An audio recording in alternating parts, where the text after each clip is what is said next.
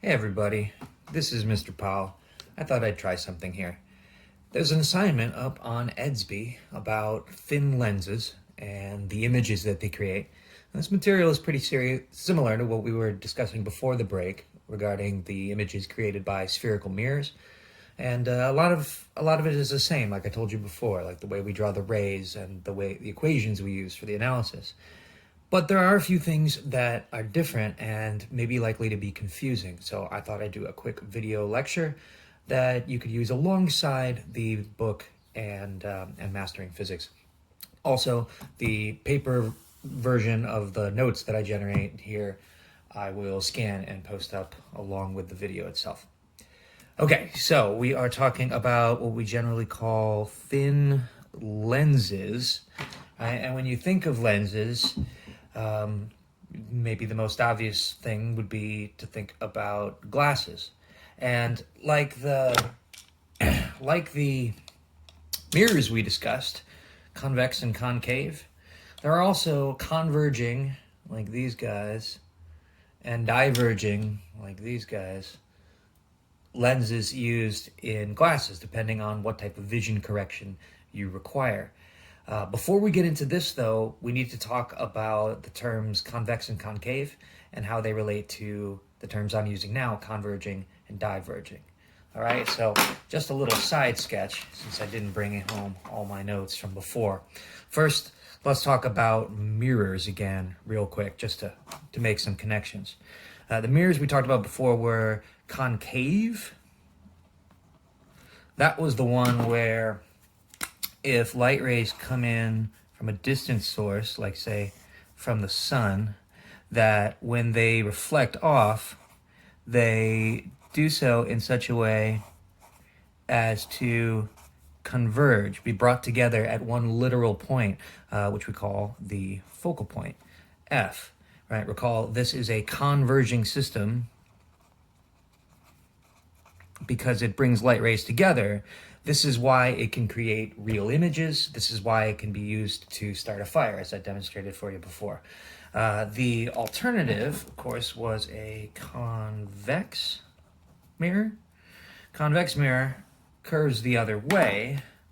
So when light rays come in from a distant source, like the sun, they, instead of converging, they diverge, getting scattered out in such a way that they don't literally come together at a real focus, but they all point back to a focus on the negative side, right? And that's why this one is a diverging optic, which remember means it can create virtual images only. All right, so with mirrors, concave ones were converging, and they were the ones that could create both real and virtual images. Convex mirrors are diverging, they could create virtual images only. So let's now start talking about lenses, because when you start clicking through the questions in Mastering Physics, you're going to see lenses described as convex and concave. So, well, let's first just talk about that in terms of a shape. Convex, like with the mirror, means bends out. Right? So convex lenses are used in glasses like these readers or magnifying glasses. If I had a stronger magnifying glass or could find one lying around the house, I would have used that. But if you can imagine us taking a slice, a cross section out of the middle of these lenses, when we say convex, what we mean is it'd be shaped roughly like this. Bends out on one side, bends out on the other side, right? If we're looking at it from the side. And because it does that, and because of things like the way refraction works, which we're going to talk about later, the convex lens is the one that when light rays reach it from some distant source, say like again from the sun, they get bent twice, once when they enter, and once again when they leave. They get bent down and through Well, down if they're above the midline, up if they're below. But just like the concave mirror, we have an actual focus on the positive side. So the convex lens is the one that I want to describe as converging. And the opposite then would be a concave lens. Concave means, bends in. All right, so and that would be like these glasses, which are actually a pair of my glasses that I broke. These glasses use a diverging lens to correct for my nearsightedness. And if you students are watching this through a pair of lenses, whether they're contacts or glasses out in front of your eyeballs, those are almost certainly diverging lenses like these as well, because like most young people, the vision correction that you need is going to be for nearsightedness, meaning you can see things right up close to your face, but can't see clearly far away without your corrective lenses. So, if we were to take a slice again down the middle of these lenses and look at them from the side, we would see a bend inward. I'm exaggerating it here on the page. It wouldn't be nearly this severe in your actual lenses. So what happens then? Well, you could probably predict this. Our incoming rays of light, rather than bending down through an actual focus, they get diverged, sent up and away at different angles, depending on how far above or below the center line they are. And that means that while we don't have a literal focus on the positive side, we can trace these back to a virtual focus over here on the negative side. So, our concave, when you read concave in Mastering Physics, you need to think diverging. When you read convex, you need to think converging. Right? Now, this is exactly the opposite of what happens over here. And there's a couple other things you can already tell from my picture are opposite as well. With the mirrors, everything positive was on the front side, and anything negative was back behind the glass. Because with mirrors, light hits them and reflects, bounces back off.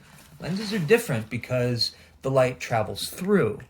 So light coming from the left here with the converging optic is literally converged here to a positive focus on the opposite side of the lens, because it's a lens. Light travels through it. With the concave or diverging lens, the rays get diverged as they pass through, meaning they point back to a negative focus, which is on the same side that the light came from. This is the biggest switch from the mirrors area to the lenses area. And this little bit of vocab here, how they're using convex and concave, that might be a little confusing for you otherwise. So hopefully this little bit helps, and I'll have another one coming at you pretty soon. Bye. Okay, now a quick part 2. As I was saying in the first part, with the converging lens, the focal length is always positive because as light passes through, the rays get converged on the other side. So F is positive always for the converging lens, which, remember, the book or Mastering Physics might describe as a convex lens because it bends out on the sides. For the concave lens, because it bends in on both sides, is why it's referred to that. I prefer to call it diverging because of what it does. But the F is negative always for these guys.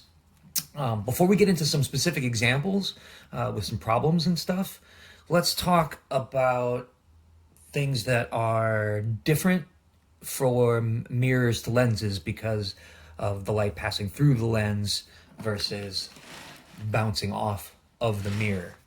Okay, so let's for a second talk about the types of images that are formed. Real versus virtual. Real images for a mirror, or real images for mirrors would be on the same side as the object?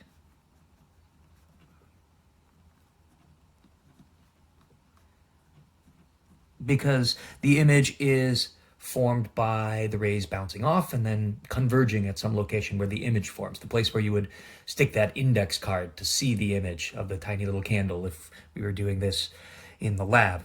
For lenses, this is going to be reversed. The real images are going to be on the opposite side, because they're formed by rays passing through and coming together somewhere over here. So if your image was on this side of the lens, or sorry, if your object was on this side of the lens, the image formed of it, if it's real, is going to be on this side. So in other words, the positive side for images is opposite the object side for lenses, and the virtual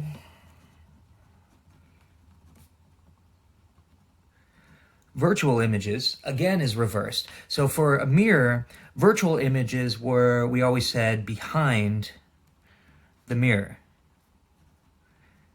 on the negative side, where you had to, if you recall in the lab, like when you had your convex lens on its long bench, or convex mirror, and you had your candle over here, in those cases where you had to get your eyeball down and look into the mirror to see a tiny little image of your candle behind it, those were the virtual cases. We said the virtual images were behind the mirror. Well, for lenses, virtual images will be on the same side as the object.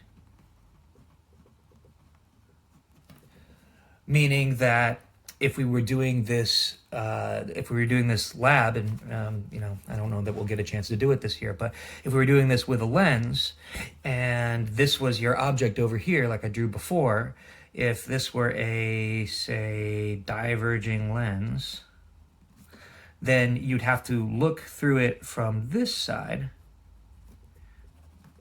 in order to see an image. So if your object was here and you looked through it from this side, you might see an image of it located here or something like that. I know that's not a very good drawing. We'll do some real ones in a moment with some proper examples and some numbers. Again, this is the major change. Now, things that have not changed. Real images have positive DIs. Virtual images have negative DIs. Real images are still always going to be inverted. Virtual images are still always going to be upright. So like when you look through a lens like this and you see an image, like you can tell that's reduced in size, but it's not flipped upside down. Right? Your eye right now is the camera. You're looking down through that lens and you're seeing a virtual image of it, but that image of it is on the same side as the object, the paper here being the object.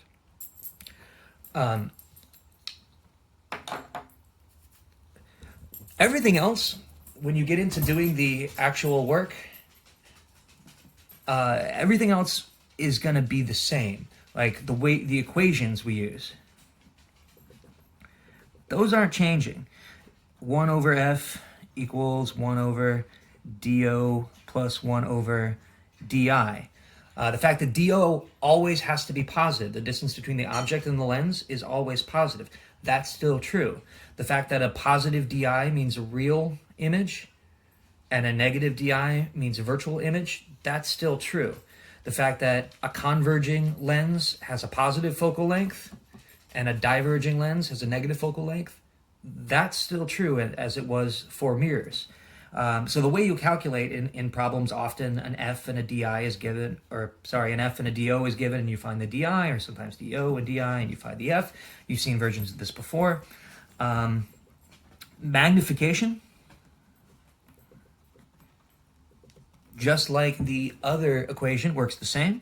So m equals, well, two things. It's equal to negative di over do.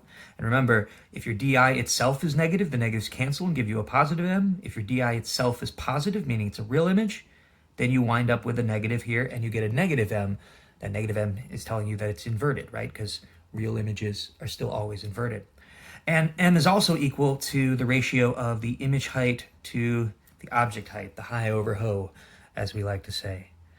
So once you absorb this switcheroo, the fact that the positive side for images is now opposite the object, and the negative side for images is now on the same side of the object, once you absorb that little bit, the rest of this stuff with the math is pretty straightforward.